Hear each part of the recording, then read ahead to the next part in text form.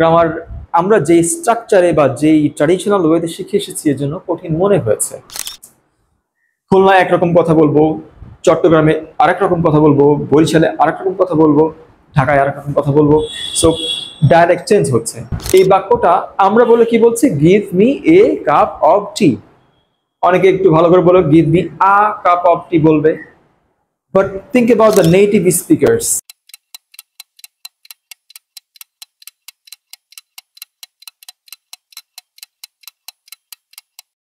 Assalamu alaikum, dear students.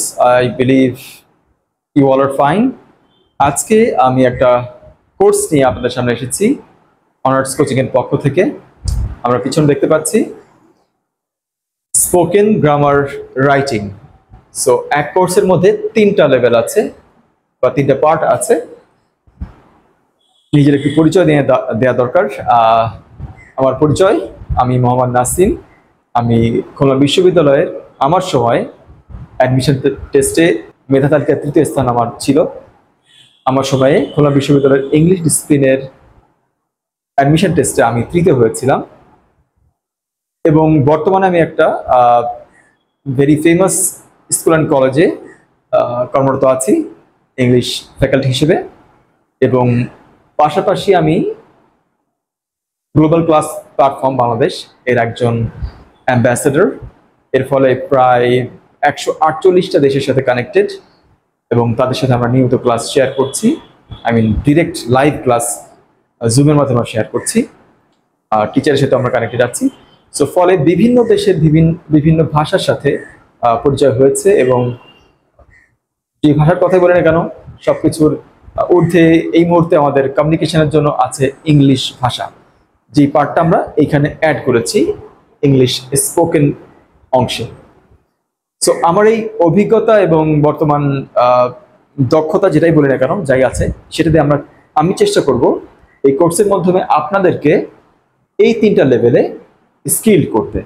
এখন এই 3টা লেভেলে কেন স্কিল হতে হবে অনেকের উত্তর ইতিমধ্যে জানেন। স্পোকেন করার মাধ্যমে মূলত আপনি আপনার স্মার্টনেসকে উপস্থাপন করার একটা পথ খুঁজে পান। আমরা মানুষ আগে দেখি তারপরে পরখ করি। দ্যাট মিনস আমাদের first impression is the best impression.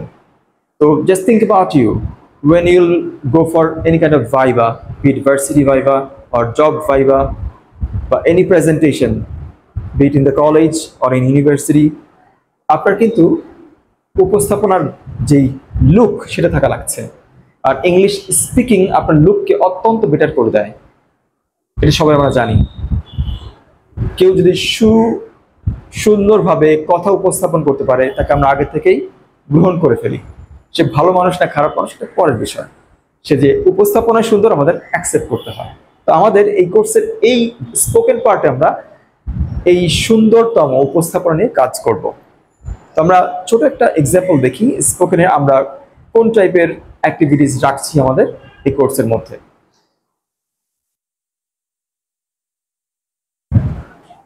Speaking এর ক্ষেত্রে একটা বড় বাধা হয় আমাদের ডায়ালেক্ট বা আঞ্চলিক যে টানটা থেকে যায়। লাইক বাংলার ক্ষেত্রে আমরা খুলনায় একরকম কথা বলবো, চট্টগ্রামে আরেক রকম কথা বলবো, বরিশালে আরেক রকম কথা বলবো, ঢাকায় আরেক রকম কথা বলবো।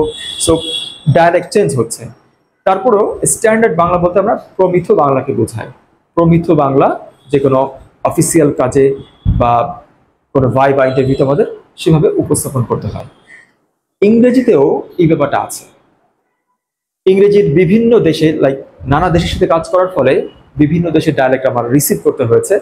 But at the end of the day যে ব্রিটিশ অথবা আমেরিকান প্রোনাউন্সিয়েশনগুলা ডেলিভারি করতে পারছে তাদেরটাই সবচেয়ে বেশি হৃদয়গ্রাহী হচ্ছে, অ্যাকসেপ্টেড হচ্ছে।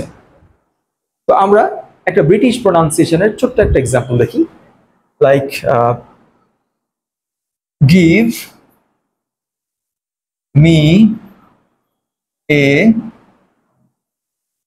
cup of tea. Give me a cup of tea.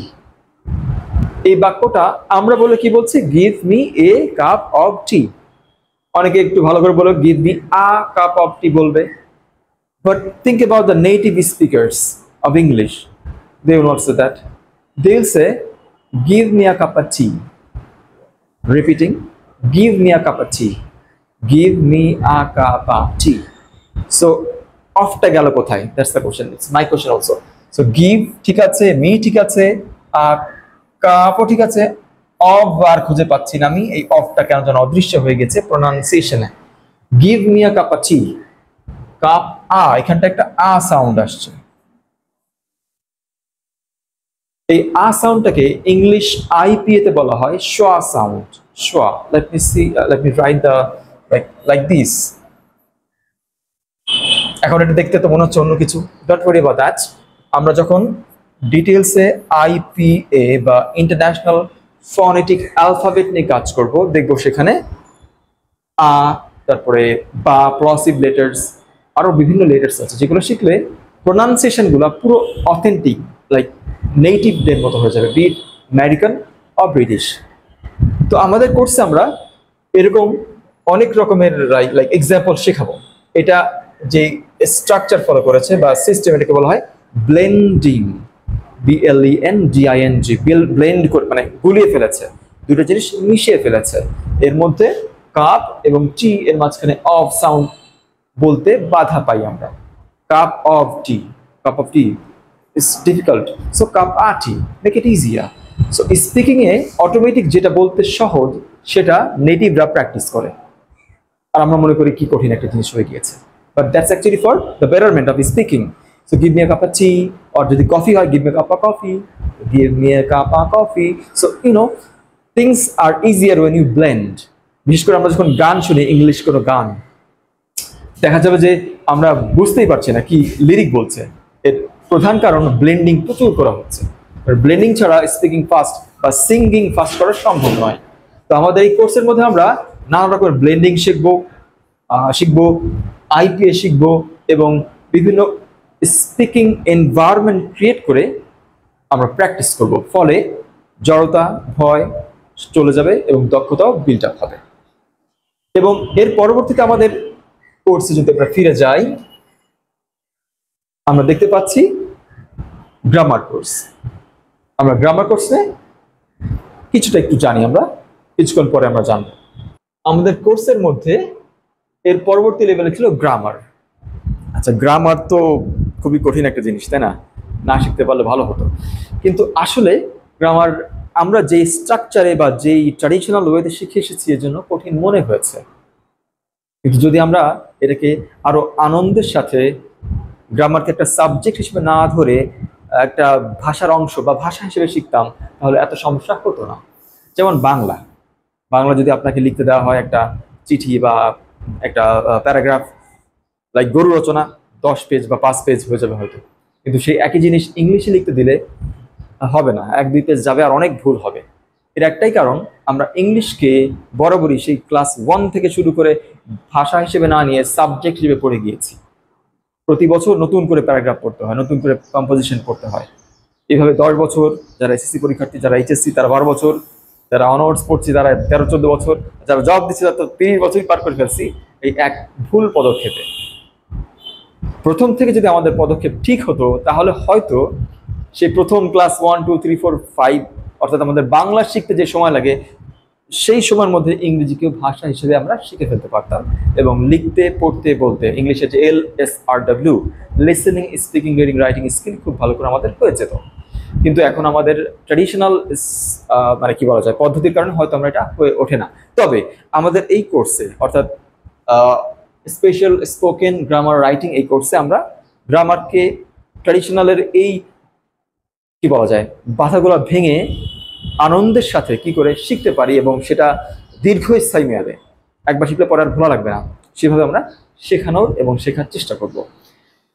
এরপরে চলে যাচ্ছি, আচ্ছা রাইটিং নিয়ে একটু কথা বলা দরকার। আমরা এক কাজ করি, রাইটিং এর জাস্ট একটা বিষয় নিয়ে এক্সাম্পল দেই, like active to passive voice change, তার একটা ডেমো দেখি আমরা শর্টে। অ্যাক্টিভ টু প্যাসিভ কারো কারো কাছে অনেক কঠিন, অনেক রুলস আছে এর মধ্যে, এর জন্য। আর আমরা যে ওয়েতে উপস্থাপন করার চেষ্টা করব, এটা ইনশাআল্লাহ অনেক সহজ মনে হবে। রুলস তো থাকবে মাঝে মাঝে, বাট ভয় পাওয়ার জন্য না, আমাদের সহযোগিতা করার জন্য। Let's see what we do here. So active to passive, আগে আমি রুলসে যাব না, আমি আগে যাব example. We live in example, not in rules. So let's come back to the board. At first আমি একটা active বাক্য লিখলাম, like A for active, আমি পুরো লিখছি না, just A for active in short, like I am doing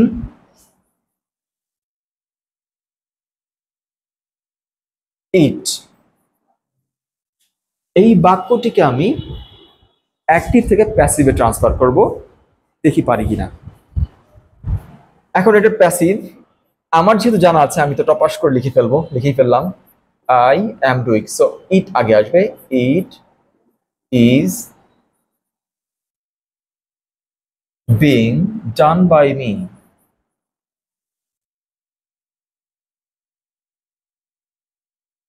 so it is being done by me. এখন কি করে এটা হলো সেটা একটু আমরা ব্যাখ্যায় যাই। এখানে মাত্র 4টা রুলস লিখবো আমি, 4টা রুলস এটা পুরো কমপ্লিট হয়ে যাবে।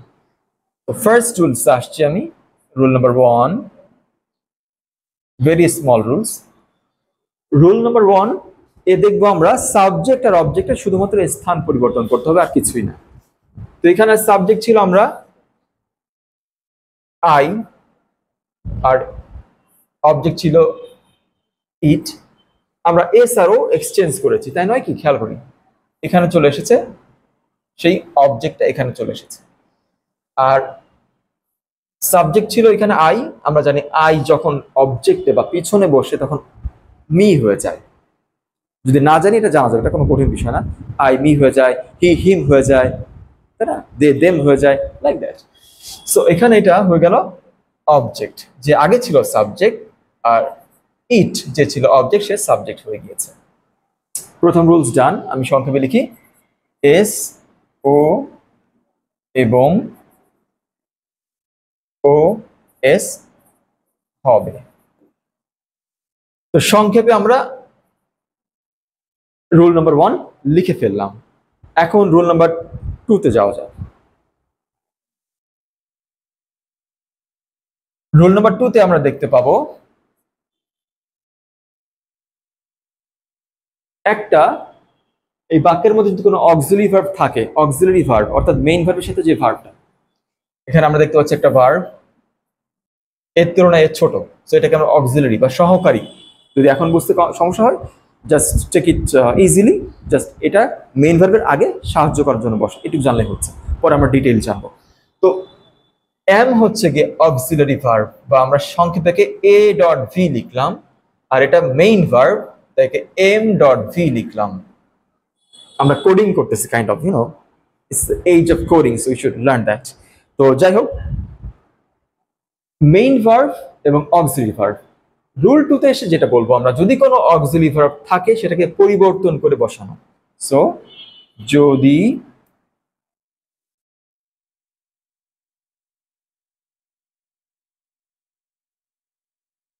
অক্সিলারি ভার্ব থাকে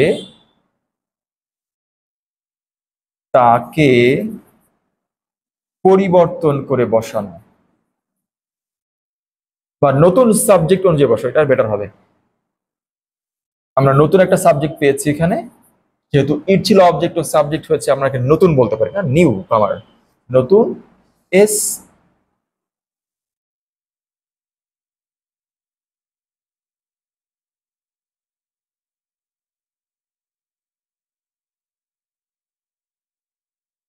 তাকে যদি এবি থাকে কমা, তাকে নতুন এস অনুযায়ী বসানো, S mean subject, the code word. তো আমরা এখানে ঠিক তাই করলাম, হ্যাঁ তাই করেছি। এখানে আমরা এম ছিল, বাট আমরা জানি ইটের পরে তো আর এম বসে না, ইটের পরে ইজ বসে, এটা তো সবাই জানে। এজন্য আমরা এম কে ইজ করে বসিয়েছি, সিম্পল। এই রুলসটা আশা করা যায় কোনো কমপ্লেক্সিটি থাকবে না। এরপর রুল নাম্বার 3 তে আসছি, এটাও সহজ। এখানে একটা এক্সট্রা অক্সিলারি ভার্ব আমাদের আনতে হবে। আমরা জানি মেইন ভার্বের আগে যে ভার্বগুলো বসবে সেগুলো অক্সিলারি ভার্ব, আগে বলেছি। তো এখানে আমি দেখতে পাচ্ছি বিং নামে একটা ভার্ব নেওয়া আছে, বিং। এটা কিন্তু এই অ্যাক্টিভ বাক্যে ছিল না, পেসিভ বাক্যে আমরা দেখতে পাচ্ছি বিং এসেছে। দ্যাট মিনস এটা সেই এক্সট্রা অক্সিলারি ভার্ব যেটা আমরা রুল নম্বর 3 অনুযায়ী এনেছি। তো এখানটায় রুলসটা এরকম হবে, একটি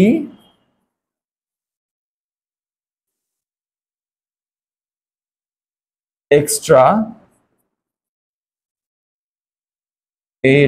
ফি আনা টেন্স অনুযায়ী, এটা কিন্তু মাথায় রাখতে হবে।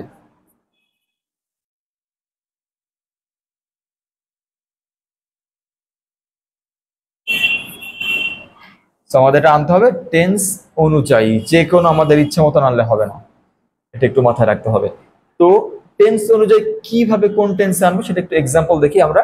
যেমন জাস্ট যদি বলি কন্টিনিউয়াস টেন্স, সকল কন্টিনিউয়াস, অল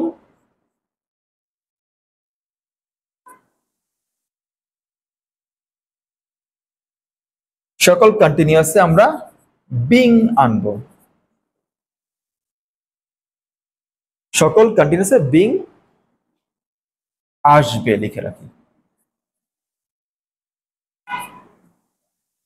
তো আমরা এখানে আই অ্যাম ডুইং ইট, এটা ছিল প্রেজেন্ট কন্টিনিউয়াস টেন্সে। আমরা টেন্স নিয়ে পরে একটা ডিটেল আলোচনা করবো, এটা very easy, don't worry about that. যেহেতু ছিল এটা প্রেজেন্ট কন্টিনিউয়াস টেন্স, আমি এখানে সংক্ষেপে পি তে প্রেজেন্ট, সি তে continuous within parenthesis. So present continuous, এই জন্য কন্টিনিউয়াস আমরা জানলাম অল কন্টিনিউয়াস বিং আসবে, আমরা সেই বিং এনেছি বাড়তি, শেষ, কাজ শেষ। আর রুল নাম্বার এরপরে 4 সবচেয়ে সহজ, আমাদের অলরেডি হয়ে গেছে। রুল নাম্বার 4-এ যে ভার্বটা ছিল মেইন ভার্ব এমভি কে, এমভি এর 3 ফর্ম আমরা জানি। 3 মানে পাস্ট পার্টিসিপল, যদি না জানি কোনো সমস্যা নেই, আমরা জানবো, ভেরি ইজি। মূলত ভার্বের আমরা যেমন বিভিন্ন স্থানে বিভিন্ন ড্রেস পরি, লাইক একটা কোনো একটা অনুষ্ঠানে গেলে অনুষ্ঠানের ড্রেস, বাসা থাকলে বাসার ড্রেস, আবার ফ্রেন্ডদের সাথে মিশতে গেলে আর এক রকমের ড্রেস, বা লাইক একটা কলেজের ড্রেস থাকতে পারে আলাদা। সো এক এক সময় এক এক ড্রেস পরি, বাট মানুষটা একই। ঠিক সেভাবে ভার্বের একই জিনিসই, একই ডুইং ভার্ব বা ডু ভার্ব, এর একবার ডুইং হয়েছে, একবার ডান হয়েছে, বিভিন্ন টেন্সে তার ড্রেস চেঞ্জ করে একই জিনিস সে বসবে। তো আমরা মেইন ভার্বের 3rd নাম্বার যে ড্রেসটা আছে সেটা পুট আপ করবো, কারণ সে এখন পারফেক্ট একটা প্ল্যাটফর্মে বসতেছে, প্যাসিভ একটা প্ল্যাটফর্ম বসছে। তো প্যাসিভের 4th নাম্বার যে রুলটা ছিল সেটা একটু লিখে ফেলি। তাহলে লিখবো কি আমরা, main verb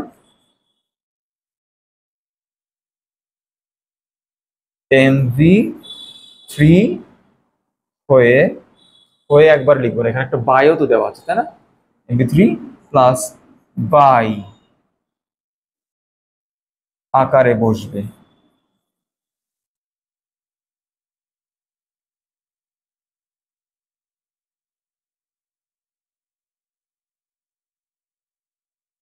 so main verb MV3 plus by আকারে বসবে। আমরা বাইটা দিয়েছি, তবে এটা ইউনিভার্সাল একটা রুলস, সব ক্ষেত্রে বাই না, কোনো ক্ষেত্রে অন্য কিছু আসতে পারে। যেমন I know him, he is known to me, not by. So ননের পরে টু বসে, কিছু বাই ডিফল্ট এক্সেপশনাল থাকতেই পারে, সেটা আমরা পরে শিখবো। বাট ইউনিভার্সাল যে রুলসগুলো, তার মধ্যে এই 4টা খুব বেশি রকমের পাওয়ারফুল রুলস। এই 4টা রুলস মানে এর মাধ্যমে এই পৃথিবীর যত অ্যাক্টিভ টু প্যাসিভ আছে তার প্রায় 80% শেষ হয়ে যাবে। এর সাথে কিছু এক্সেপশনাল রুলস আছে, সেগুলো শিখিয়ে দেবো আমরা মেইন কোর্সের মধ্যে, যাতে এমন কোনো কোশ্চেন থাকবে না দুনিয়াতে অ্যাক্টিভ টু প্যাসিভ, সেটা হোক SSC level, HSC level, job level বা ভার্সিটি অ্যাডমিশন লেভেল, সব ক্ষেত্রে আপনারা সহজেই পারবেন এবং ভুলবেন না। শুধু পারবেন না, ভুলবেন না। শুধু 4টি রুলসে আমাদের কাজ কমপ্লিট হয়ে যাচ্ছে। এই হলো আমাদের অ্যাক্টিভ টু প্যাসিভের রুলস। আমরা একটু আমাদের ব্যাক স্টেজে চলে আসি। আমরা অ্যাক্টিভ টু প্যাসিভের যেই রুলসগুলো শিখলাম গ্রামার পোর্শনে, হয়তো কারো কারো কঠিন লাগতেও পারে, কারো কারো অনেক বেশি সহজে লাগতে পারে, it depends on your level of learning. But কঠিন লাগুক আর সহজ লাগুক, আমাদের সকল কোর্স বা এই কোর্সের সকল স্টেজগুলা সবসময় আমরা 3 ধরনের শিক্ষার্থীকে বিবেচনা করে করছি: very beginner, middle stage and upper stage. So যদি এমন হয় সে বুঝতে পারছে না, ভেরি বিগিনার, তার জন্য আমরা স্পেশালি কেয়ার করব। যে যদি মিডিয়াম লেভেল হয় তাকে আমরা যাতে আরো এগিয়ে যেতে পারে, এই জন্য বেশি ফাস্ট স্পিডে শেখানোর চেষ্টা করব। আর সে টপ লেভেল হয়, আপার লেভেল হয়, তার জন্য স্পেশাল রুলসগুলো, লাইক এই বেসিক রুলসে তার সময় নষ্ট হচ্ছে, তাই না? কারণ সময় নষ্ট ঠিক না, আমরা আপার লেভেল বা এক্সেপশনাল রুলসগুলোতে চলে যাব। আর আমাদের রেফারেন্স বুক এতই বেশি, like there are like 20 or 30 books just grammar reference book হিসেবে আমরা ইউজ করব। যার ফলে আমি এখন বোর্ডে যা দেখাচ্ছি এটাই শেষ না, এটা হচ্ছে কি like 5% of our course. The 95 is still, undone. Once you're included, you will know about the other 95%. Okay, let's come back. আমরা এবার চলে আসি রাইটিং সেগমেন্টে। রাইটিং সেগমেন্ট, হ্যাঁ, রাইটিং সেগমেন্ট নিয়ে আমার কিছু বলার আছে। অ্যাট ফার্স্ট, রাইটিং লাইক একটা জটিল স্কিল, এটা ডেভেলপ করতে আমাদের অনেক সময় লেগে যায়। সো রাইটিং বলতে আমরা বুঝি formal writing, not informal writing. যেমন let me go to the board.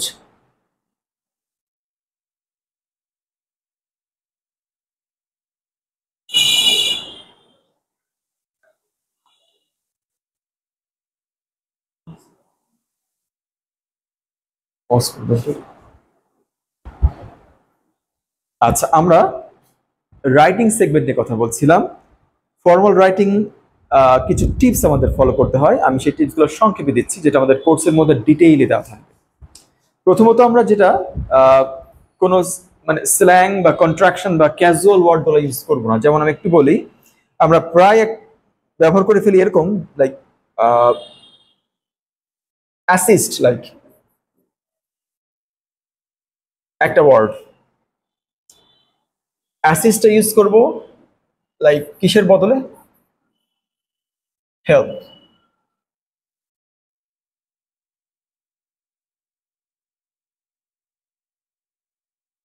আবার purchase,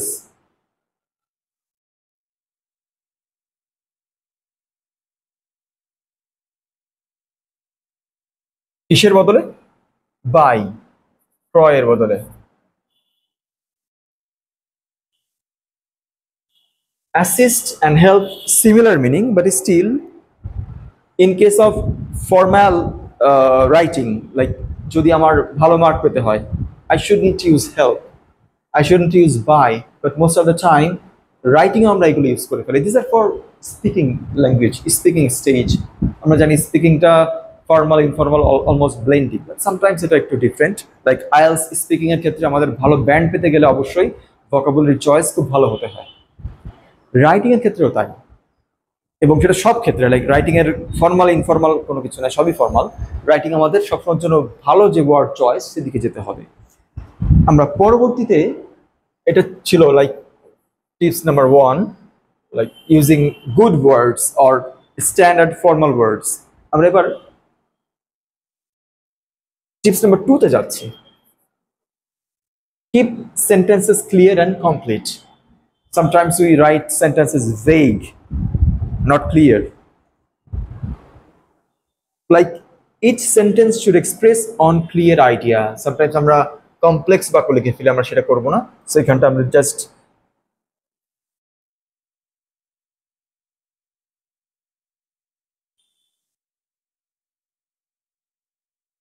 clear and complete sentence use করতে হবে। আমরা এর এক্সাম্পলে কি বলতে পারি? Like Mr. Rakesh and Miss Rakesh went to market and talked to some people. They were tired. Now, এই they বলতে কাকে বোঝাচ্ছে? The Rakesh family or the other persons whom they talked to? আমরা বুঝতে পারছি না, কিন্তু এই ধরনের অ্যাম্বিগুয়াস সিচুয়েশন, দ্বি অর্থবোধক পরিস্থিতি সৃষ্টি করা যাবে না আমাদের রাইটিং এর মধ্যে। এটা নিয়ে ডিটেল এখন বলছি না, কারণ রাইটিং কনটেক্সটে আরো অনেক কিছু আসবে, যেটা এই মুহূর্তে বলতে আমাদের সময় ক্ষেপণ হবে। আমরা অনেকগুলো টিপস বাকি আছে, সেখানে চলে যাই। আমরা থার্ড টিপসে চলে যাচ্ছি। Maintaining proper tone. Tone can be like polite, respectful, professional, and the others. sometimes friendly in case of letter to family, but informal letters. You're writing a letter to your friends, like that. So like if I write, send me the details.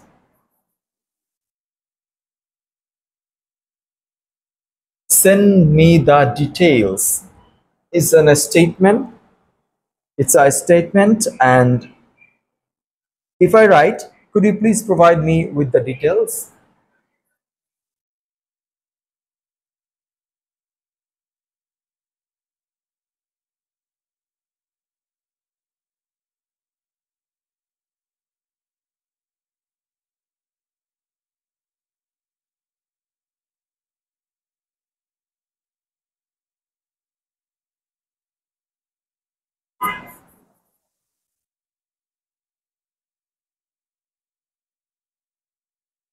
Could you please provide me with the details? That's a question mark.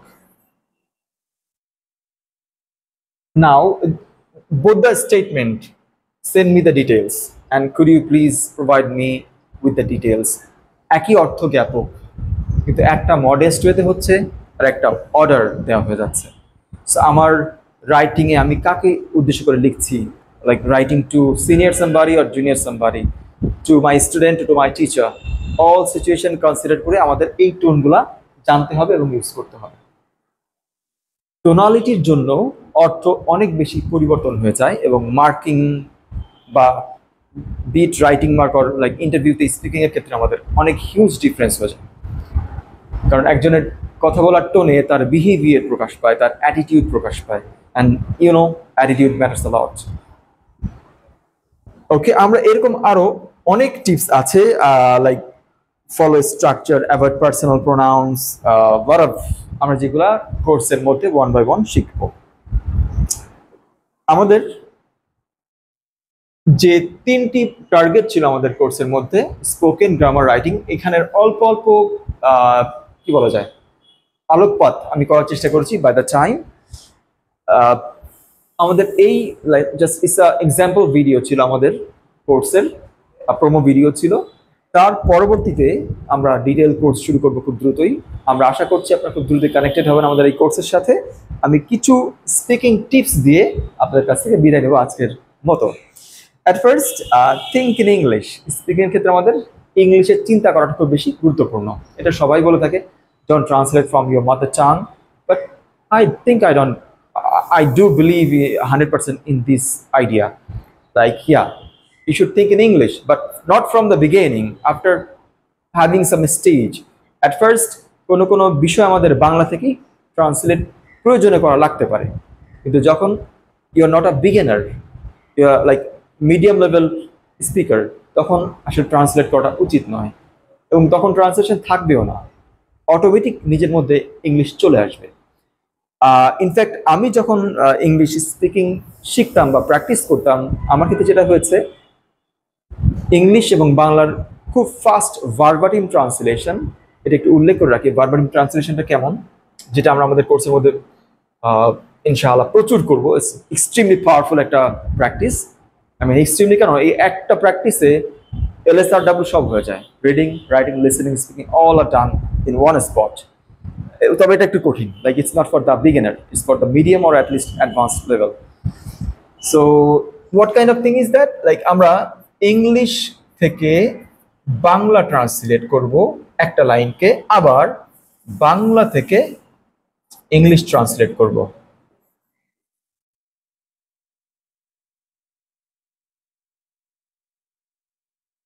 And that is verbatim translation. Actually আমরা translation বলি,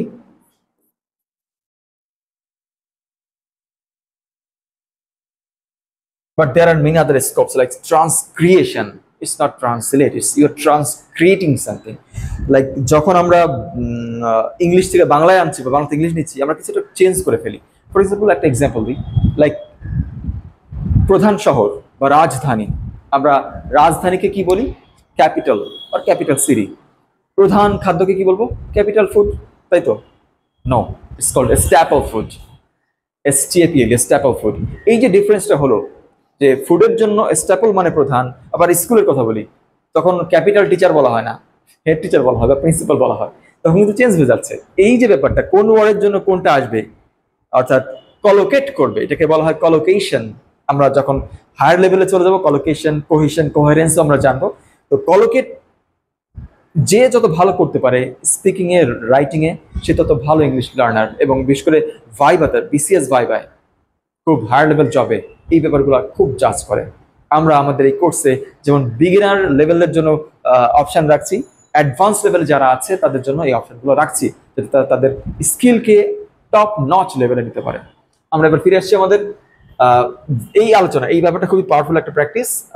I believe I will be able to do this practice with all of you, because I have seen that working this verb translation make me not only speak in English but also think in English. Like ঝগড়া করলে English বেরিয়ে আসছে, হাঁচি কাশি দিলে English বেরিয়ে যাচ্ছে, এইরকম একটা অবস্থা সৃষ্টি হয়ে যায়। If you do practice this with me, inshallah. So second point আমরা যাচ্ছি, listen more, speak better. Yeah. পড়লে লেখা যায়, শুনলে বলা যায়। Input, processing, output. আমরা জানি কম্পিউটার সিস্টেম যেভাবে কাজ করে, human brain is kind of that. আমরা যখন শুনি, যত বেশি শুনবো তত ভালো বলতে পারবো। তাই বলতে পারি একজন ভালো বক্তা অবশ্যই প্রথমত একজন ভালো শ্রোতা, আর একজন ভালো লেখক অবশ্যই প্রথমে সে একজন ভালো পাঠক ছিল। Like without reading you cannot write, actually you cannot produce, without listening you cannot টক।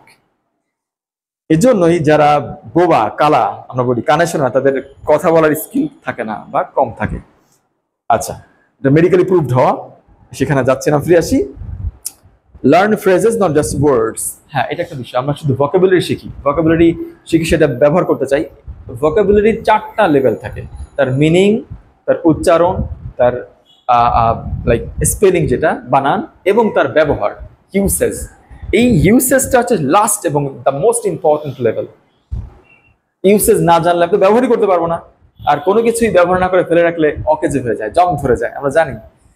তো এরপর আমরা যাচ্ছি নিজের voice, like when you are practising English speaking, নিজের ভয়েস রেকর্ড করি আমরা, করলে ভালো হবে। লাইক আমি বুঝতে পারবো ফিডব্যাক, ভালো তো কোনো শেষ নাই। তারপরে আমরা কোনো ভালো ভালো লাইক প্রেজেন্টার যারা আছে, মার্টিন লুথার কিং, তার একটা বিখ্যাত I have a dream speech দেখি আমরা। তারপরে আমাদের লাইক প্রফেট মোহাম্মদ সাল্লাল্লাহু আলাইহি সাল্লামের স্পিচ, লাস্ট বিদায় হজের যে স্পিচ, তার ইংলিশ ভার্সন আছে, এগুলো শুনি আমরা।